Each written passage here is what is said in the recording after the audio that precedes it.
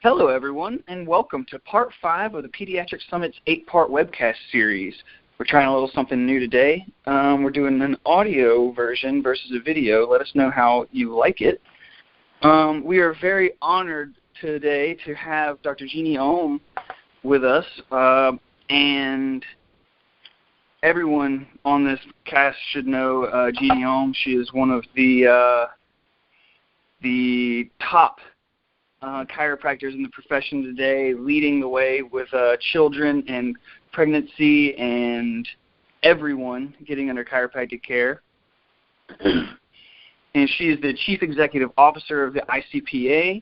She has been in chiropractic since 1981 or even before. How are you doing, Dr. Jeanne Ohm? I'm doing very well, thank you. Thank you for having me. Awesome.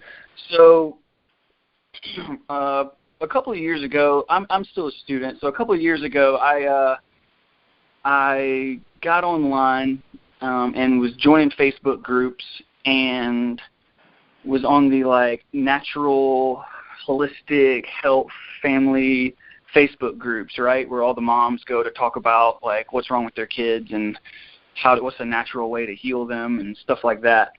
And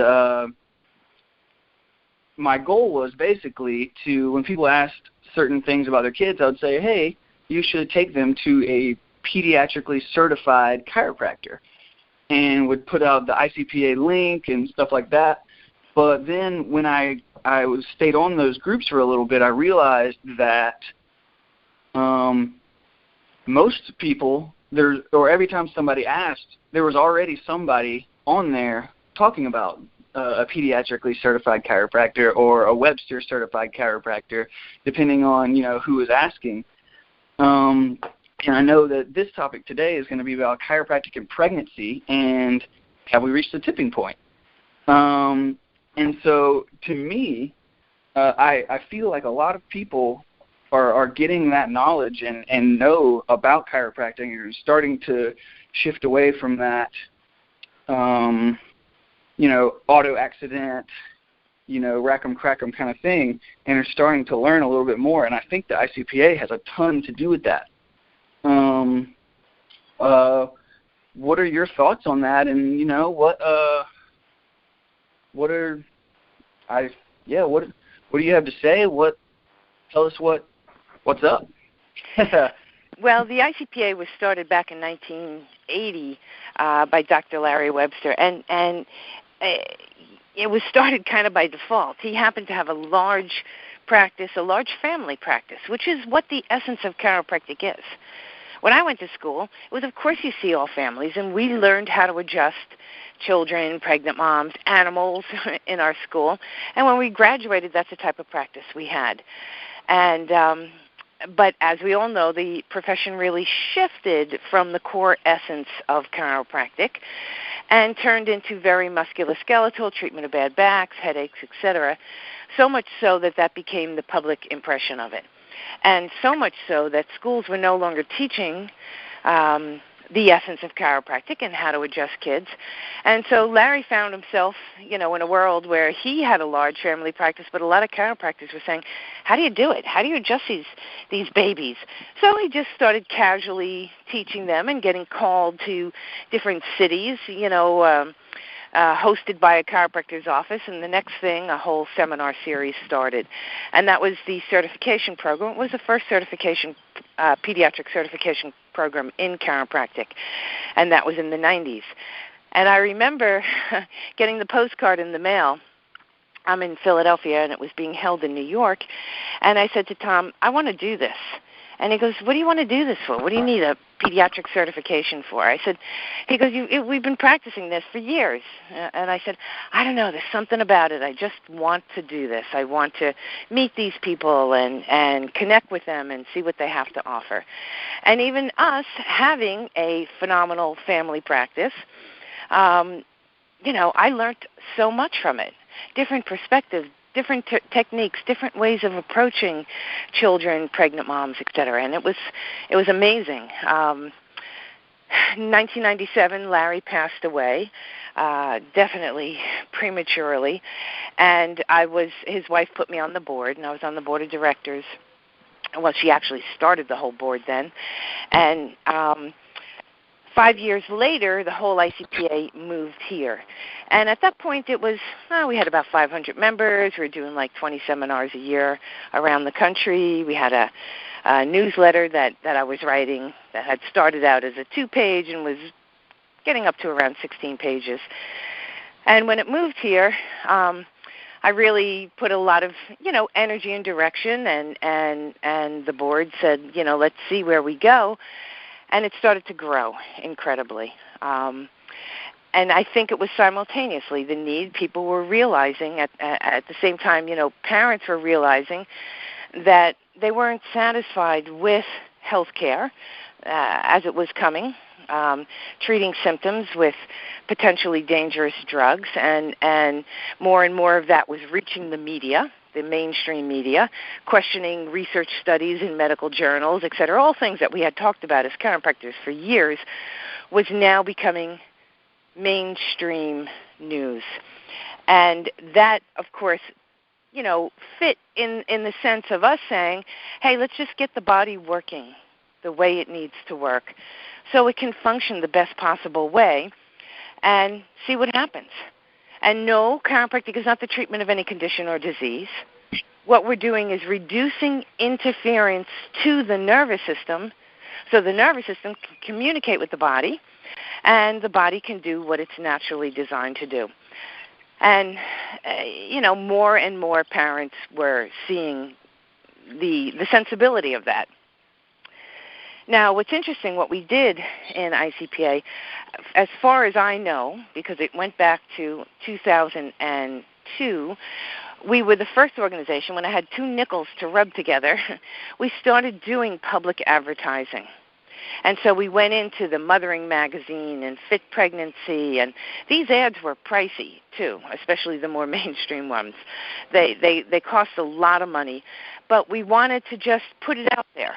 Put it out there to the pregnant moms, put it out to parents that chiropractic care is safe and gentle and is very effective for both pregnant moms and for babies.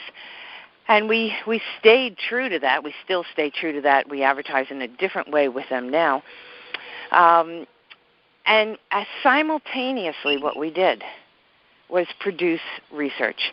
And we hired Joel Alcantara, which is probably one of the most published researchers at the time and since has really added to that list. And he focused on, we started at ground zero because that's where you needed to start, safety and effectiveness. And we started what's called a practice-based research network where our doctors contribute data, and it's NIH certified. And we were the first holistic group to be accepted by them, by this NIH group. And we collected data, and Joel started publishing this data. So at the same time, we kept the advertising going in the public education. So those two paralleled together. Along with that, our program, it turned into a diplomate program and has attracted the best of the best with instructors. Now, what I'm pointing out here is, or what I want you to see, is that we had the public advertising simultaneous with the research to substantiate what we're doing. And that's unique. Nobody in chiropractic has done that at the same time. And we've gained a lot of ground with that because we're able to appeal to the academic world and at the same time able to appeal to the moms.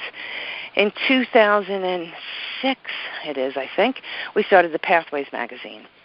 And the purpose of that was just simply to have a magazine in your reception area that talked about wellness and natural living, rather than some of these mainstream magazines where every other page is an ad for a drug or some sort of useless product that we really don't need anyway. So we started Pathways just for our members, and it was running for maybe 6 months, maybe a year, when our members started saying, well, my patients want to subscribe to this, and I want to buy this in bulk, and I want to have more issues available so I can hand them out. And the next thing, it turned into a real magazine. Back in 2011, we won the Hermes Award for best writing and layout and whatnot, which was pretty exciting. However, what it's done is continue to expand, and then from that, what evolved was these Pathways Connect groups. And these are groups where the doctors host in their practice, and parents come once a month to discuss the different topics that are in Pathways. Now, Pathways is not a chiropractic magazine, but it's what I like to say, deduced from the premise of chiropractic. And so all the articles in there, if we could take all 33 principles and put them down to one little phrase, I would choose the phrase that life expresses intelligence. And that's something that the general public can understand. So even though the articles in there, some are on chiropractic, some might be on, parenting or family wellness or new age science. We have lots of different topics in there. But all of them are deduced from that premise that life expresses intelligence.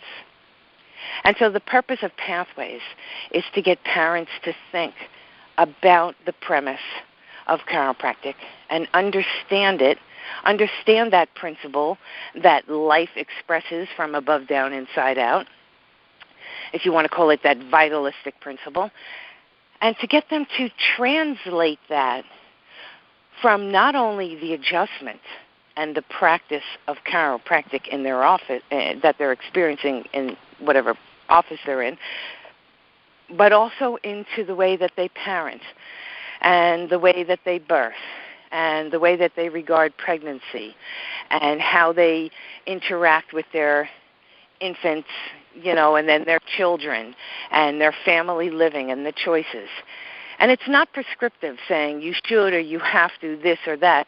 It's offering them concepts and ideas and practices in the family living that I don't know, Tom and I deduced from that principle. We went to chiropractic school, and I grew up in a family, and I wasn't breastfed, and I wasn't born at home, and neither was he. We went through all the typical medical practices, and yet once we learned about chiropractic and that principle, life expresses intelligence, it made sense. And so when I got pregnant and still had a year left of school, gave birth to Justin, the birth that we chose was a home birth. Because for us, the deduction was, well, if life expresses intelligence, then the body knows what it's doing. And humorously, maybe not, when Tom and I were at our first birth, it was just us. It was what you call an unattended birth. And, at one point I was freaking out, which is typical of birth. You go to this freak-out point, you got to let go. And he said... And I said, I don't know if I can do this. This is really intense. And he said, of course you can do it. You're in a woman's body, and that's what they do. And I looked at him, and I said, what do you know? You've never been to a birth before. What are you saying? And he goes, Jeannie, I know you. You're being you. Everything's progressing just fine. We're good. And that seems simplistic, but there's real depth to that. To his trust and confidence in the body's ability to do, and his support for me at that time to redirect me back to trusting that as well. So then when our kids were born, we, of course, didn't cut the cord and right away, and we allowed that to pulse, and we pulled them to us and co-slept and breastfed and did all those things that were in accordance with our deduction of life expresses intelligence. So that's the key thing that I'm trying to get everyone back to. Chiropractors as well. And if that's your message, your underlying message in your office, in your table talk, in your healthcare class, in your advertising, in your discussion, you're going to open something up to people. You're going to bring them to a principle within themselves, and then allow them to deduce from that themselves.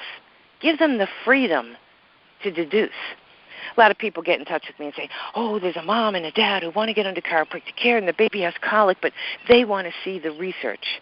They really don't want to see the research. They've been programmed that they need to see research to substantiate it. And we know from the BMJ and all sorts of other research journals, a lot of the research isn't so great that's out there anyway, and everyone's intellectually depending on things to make a decision. The decision to get under chiropractic care doesn't come from intellect. It comes from the heart. It comes from them recognizing a principle. Life expresses intelligence. And for them to say, yeah, that makes sense. Wow, you free up the nervous system, the body knows what it's doing. Of course. Hey, I'm pregnant.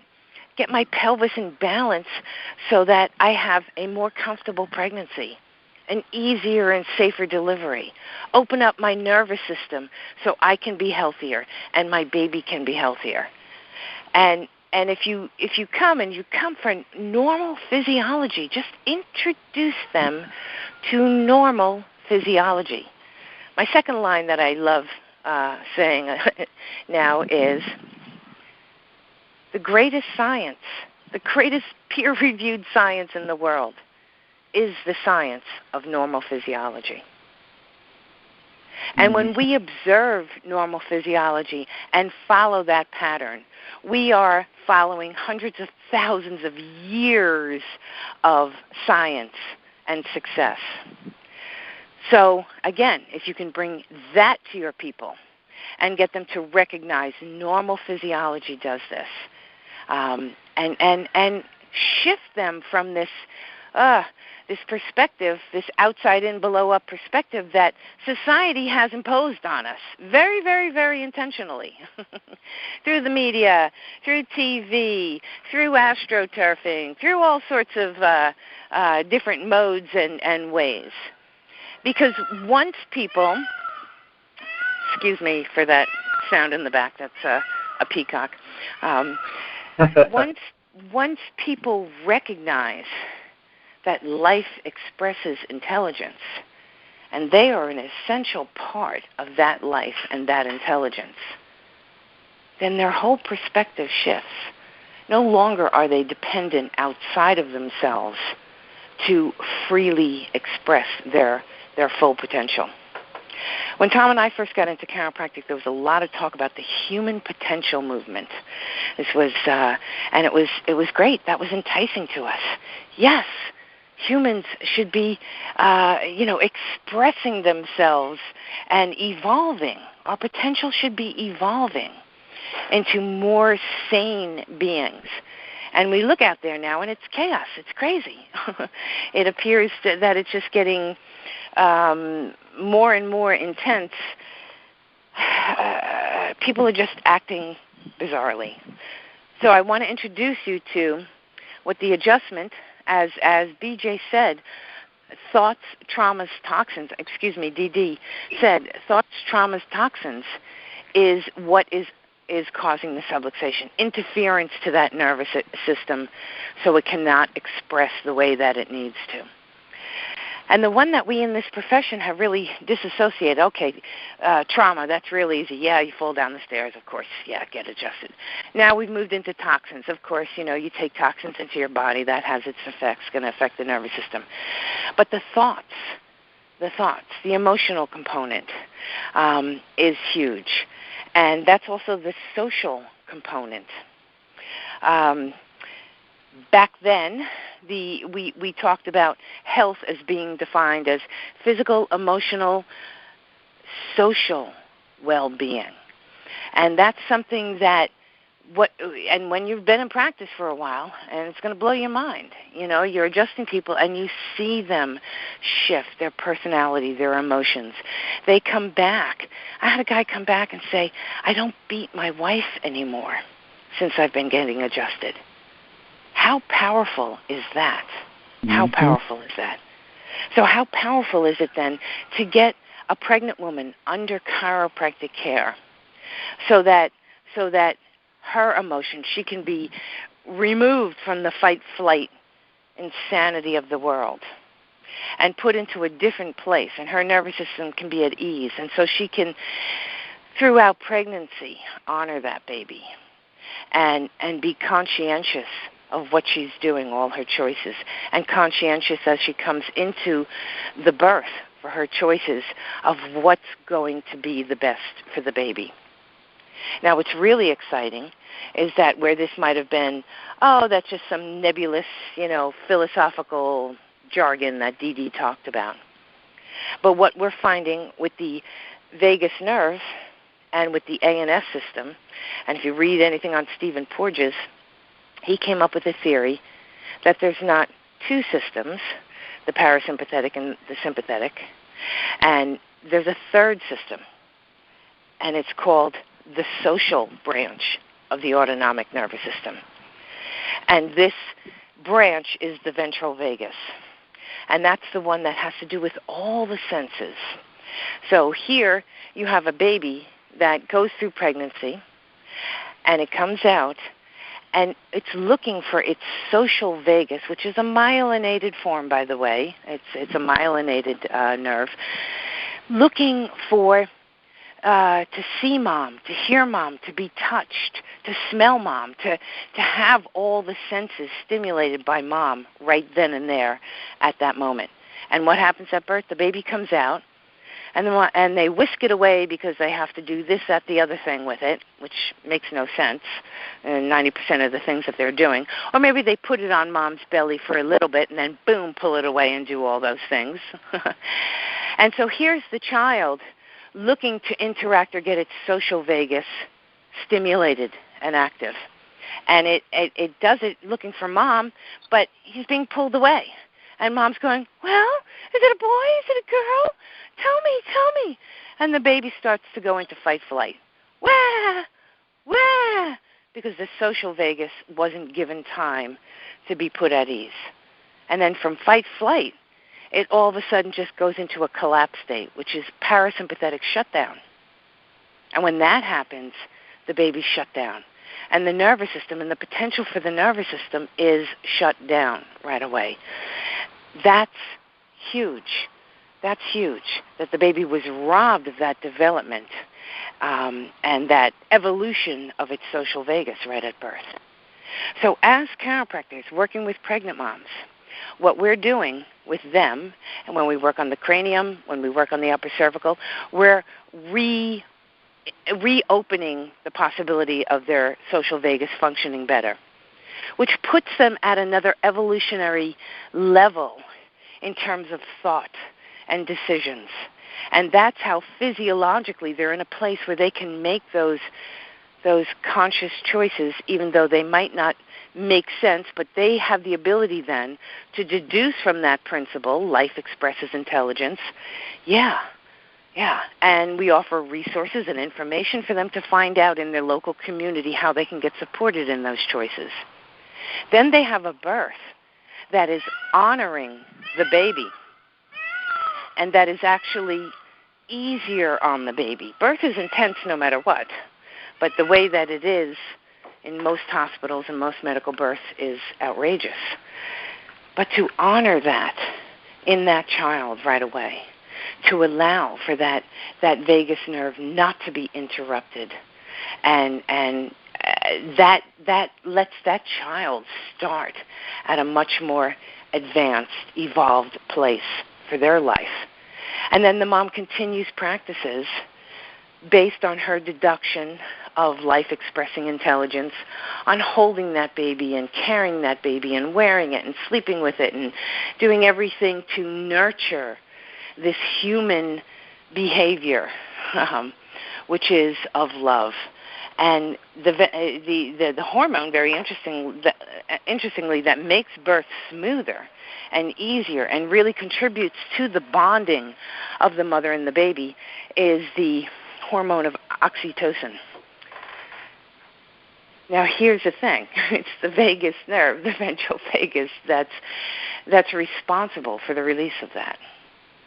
So if she has a functional ventral vagus and is in a state where it's functioning throughout pregnancy as she comes into birth, of course that's going to affect the baby as well and enhance their development of that ventral vagus.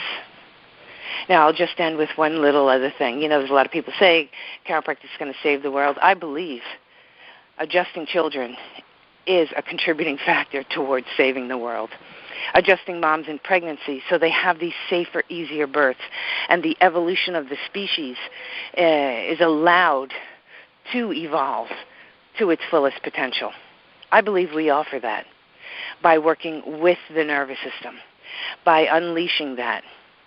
And guess what, guys? Most of us were born in that mode of, lack of a better word, violence, separation, trauma when we were born. And so our ventral vagus wasn't stimulated. And yes, we've gotten adjusted, wonderful. But they've done studies. So you as a chiropractor, when you see a baby, they've done studies, not in chiropractic, but just in general with people. When you pick up a baby and look into that baby's eyes, your ventral vagus goes through a healing process. So every child you pick up in your office and you look, and I hope you all pause for a minute and look into the eyes deeply and talk soothingly to them and say, hey, how you doing? I'm going to check you, okay? Yeah, it's okay. Sure, let me just touch right over here, and then begin your process. But when you do that, yes, you're opening up their ventral vagus, but you're opening up yours as well. So for every child you see, you go through an evolutionary pattern with your nervous system. And then maybe if enough chiropractors do this in their practice and they become socially stable, maybe the profession can shift and really get its act together and do what it needs to do. All hell is breaking loose in the world, and I believe we have a major solution. And I believe, after having seen it for years in my practice, that working with pregnant moms, preparing them for birth, and then working with their babies after is shifting the world. So that was amazing. Thank you so much. Everybody listening, if you had any question as to, or are still wondering what your why is, why you need to take care of children, why you need to take care of pregnant moms, that's it. Just listen to this over and over and over. It was so powerful how you can affect your community in such a way that's going to help the children and the community forever. Thank you, Dr. Ohm, so much for your time. It's my pleasure. Everyone else, in 2 weeks we'll have another webcast out. It will be either Dr. Sean Dill or Steve Tullius or Kathy Winland Colby. Will all be great. There's only 3 left on this 8-part web series. If this is your first webcast that you're listening to, we have 4 more we've done before this, and we will get you the links to those. Dr. Ohm, this has been amazing. Thank you so much. See you all in the fall. Look forward to it. Yeah, October 7th and 8th, guys. We'll see you there at Life University or Atlanta. Thank you so much. We will talk to you soon. All right. Take care. All right. Thank you. Bye-bye, everyone.